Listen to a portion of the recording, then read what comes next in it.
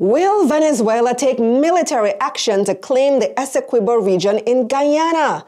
I'm Kalilah, Reynolds, financial journalist and educator. According to Venezuelan officials, more than 10.5 million people voted in Sunday's referendum to establish a Venezuelan state in Essequibo and grant Venezuelan citizenship to current and future residents. Now remember, legally, Guyana has had complete sovereignty over Essequibo since the 1800s, when international arbitrators agreed on the boundaries of both countries. The region is roughly the size of Florida and makes up 2/3 of Guyana, and it's extremely oil and mineral rich. That's why the Venezuelan government has escalated things this far. Guyana has discovered over 11 billion barrels of oil in the area since 2015 and is on track to becoming one of the top oil-producing countries in the world.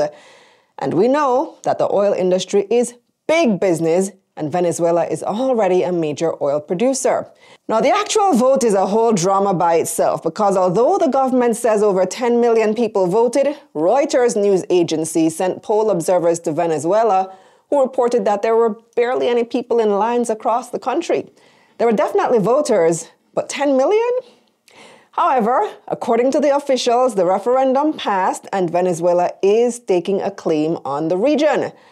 So what happens next? Well, of course, this is going to trigger a lot of legal procedures, outrage, and even possible military conflict. Venezuelan military officials have already said they'll be taking concrete measures to build an airstrip to support the development of Essequibo. Guyana's government had argued that the referendum was a move to annex part of their country. They said they would defend the country by whatever means necessary, so they're not going down without a fight. Meanwhile, the Brazilian military, which is literally in the middle of the dispute, has increased its operations at the northern border, just in case.